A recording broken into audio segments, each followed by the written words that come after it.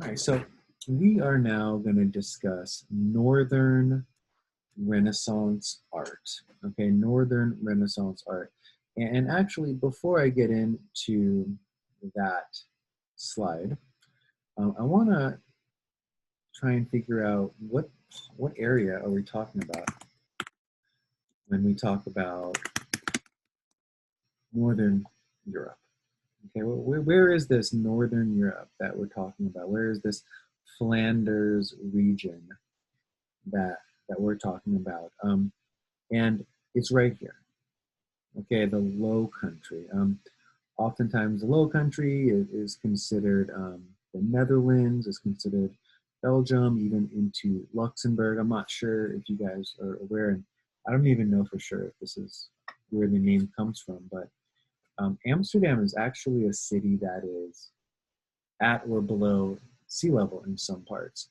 And they have these really massive seawalls that are, let's see if I can find it. Let me click on the edge.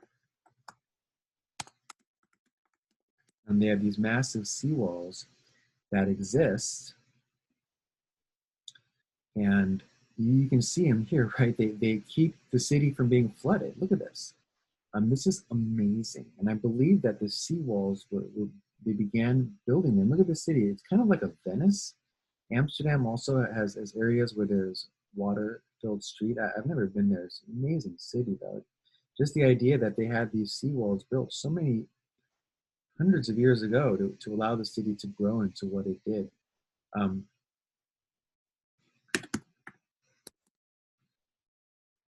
And you can kind of see here, right, the flood control,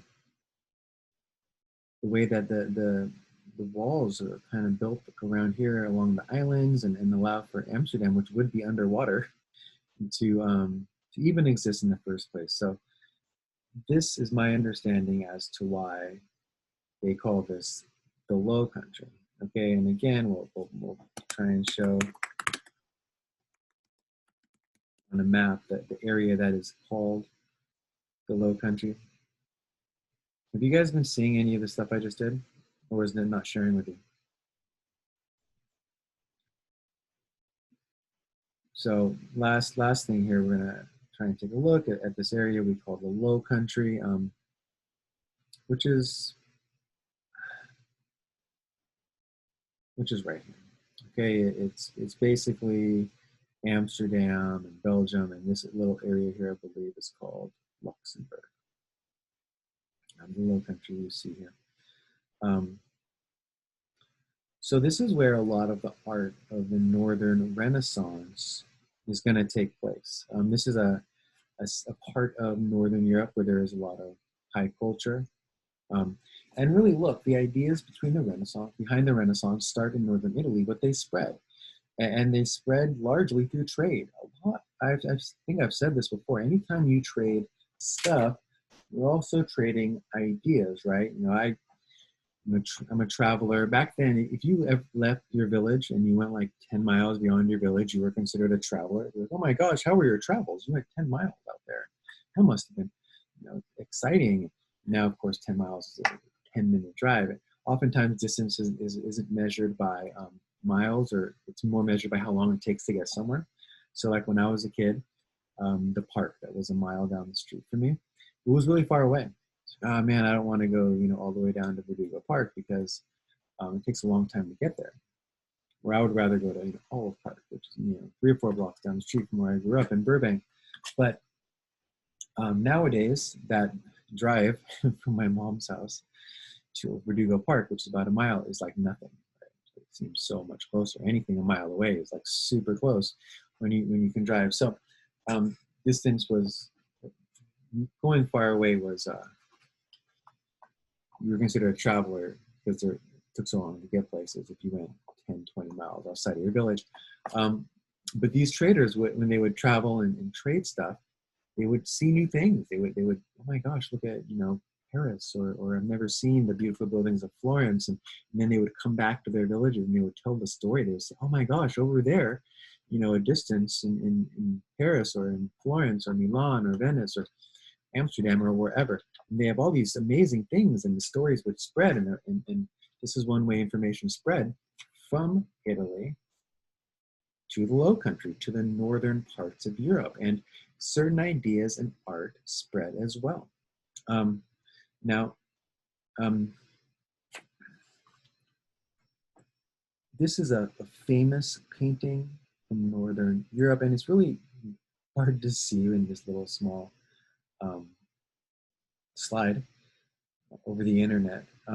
But detailed. One of the differences is that in Northern Europe, the art was more religious.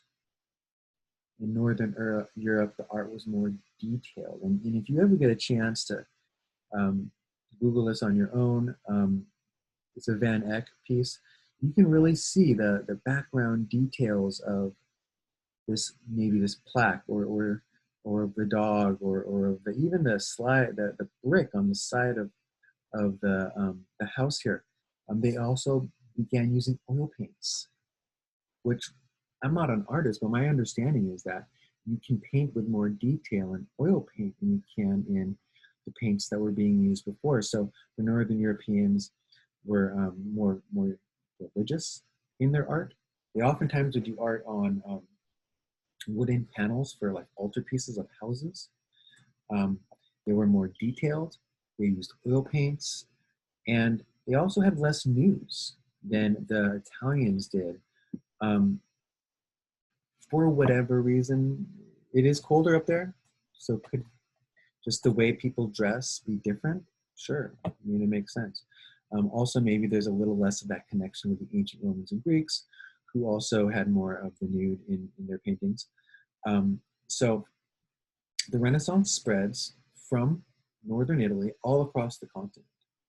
And one of the centers of art and culture in Northern Europe that we find is in Flanders, in Amsterdam, in the Low Country, in Belgium, and they create their own unique style of art. Again, as we look here on my slide, less news, more religious, more detail, and the use of oil paints. So if you see a question that asks, which of the following was, a part of Northern art, any of these would be correct answers.